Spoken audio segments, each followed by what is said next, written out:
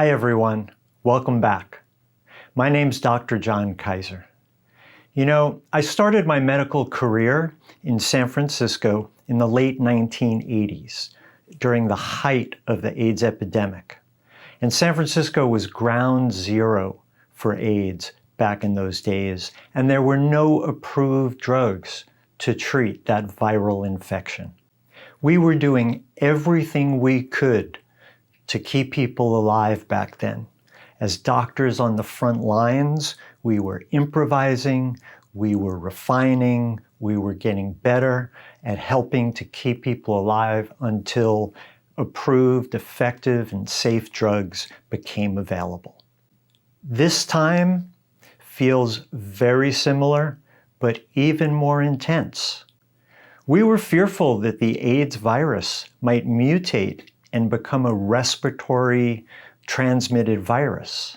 That was our biggest fear back then. And this is that. I learned many things back then on how to keep the immune system strong using natural therapies and integrative medicine. And I want to share that with you in these videos. The point is, I've been down this road before.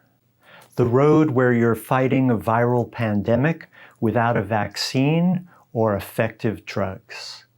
But trust me, those effective drug therapies and vaccines will come. We just have to do everything possible now to stay healthy and to stay safe. At this point, I'd like to offer just a little bit of commentary on the situation we're going through right now. I'm posting this video in July 2020, when cases of coronavirus are surging to record levels in states like Florida, Georgia, Oklahoma, and Arizona. I want you to think about this virus as if it were a forest fire, and those cities, those states, are hotspots. These places are surging with new infections, intensely burning hotspots.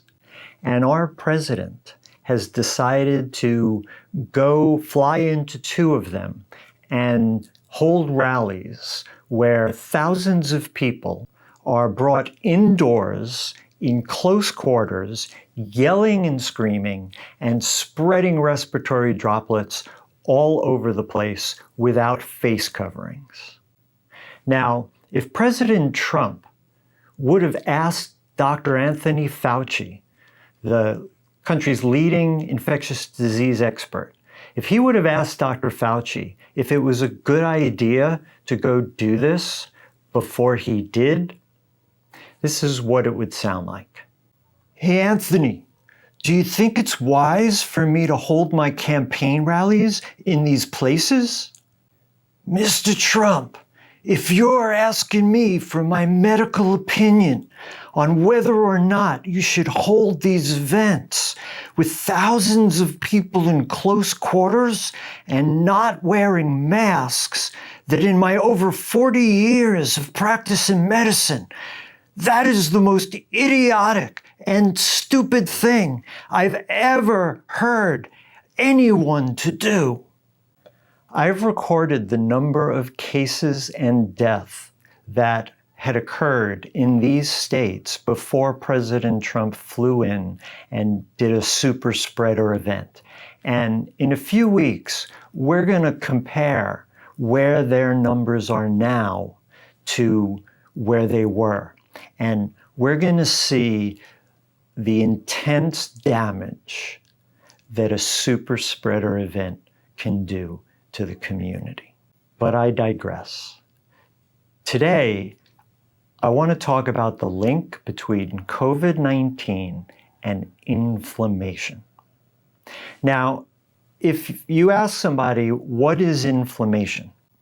Many people would probably go into a long explanation, detailed, of the cause and the effects of inflammation. What you really need to know is inflammation is made up of two things: tissue damage and your immune's response to that damage. I'm going to say it again. Inflammation is caused by tissue damage and your immune system's response to that damage. That is it in a nutshell, inflammation.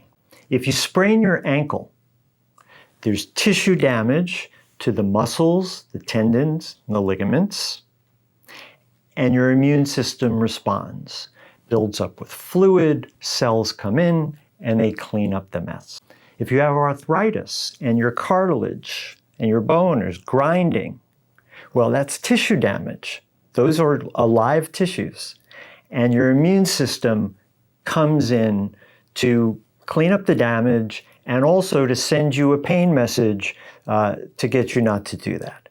If you have an infection like a bladder infection, there's bacteria causing tissue damage and the immune system swoops in and there's a battle. Those are all examples of inflammation. Now, how does this relate to COVID-19?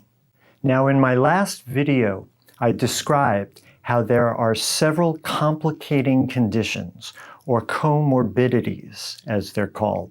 Several complicating conditions that can make your experience with COVID-19 much worse.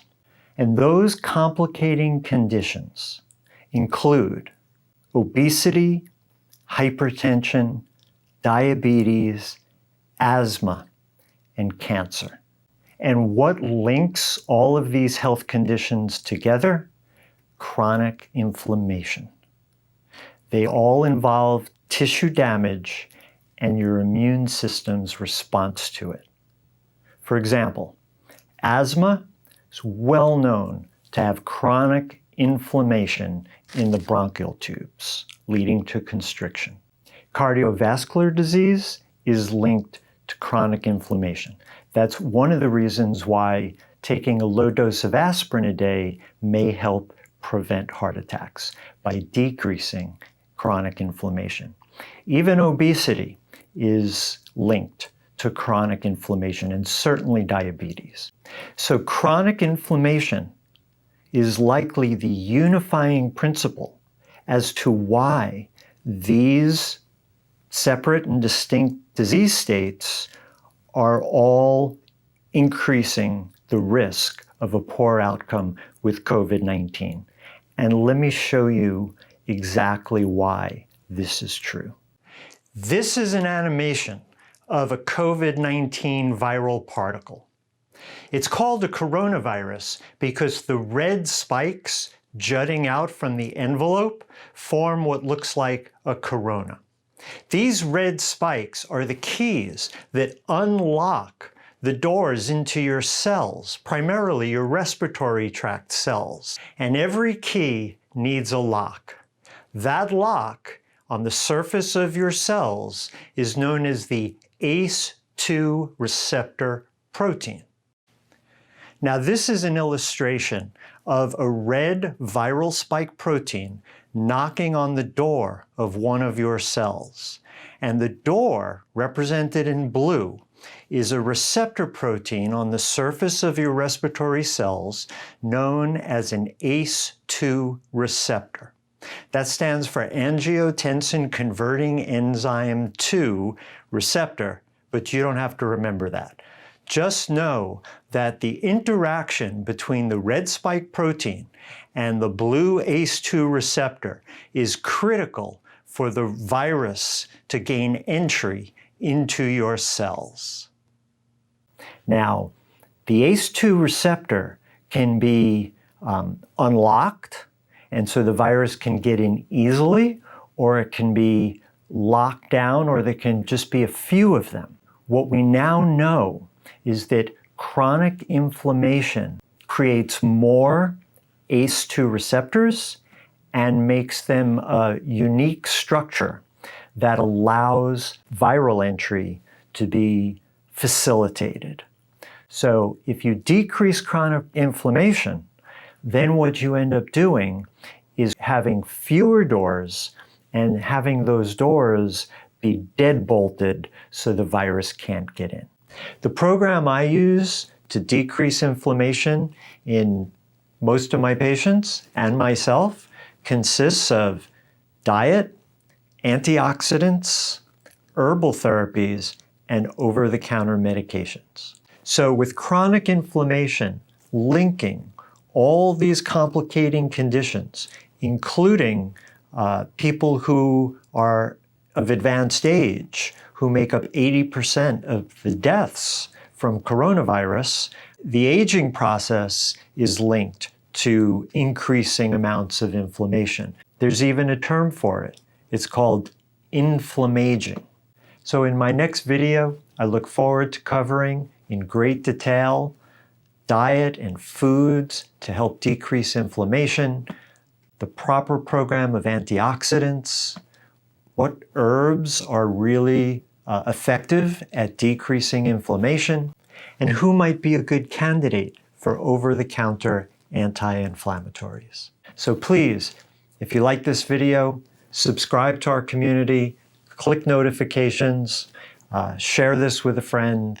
I look forward to speaking with you next time.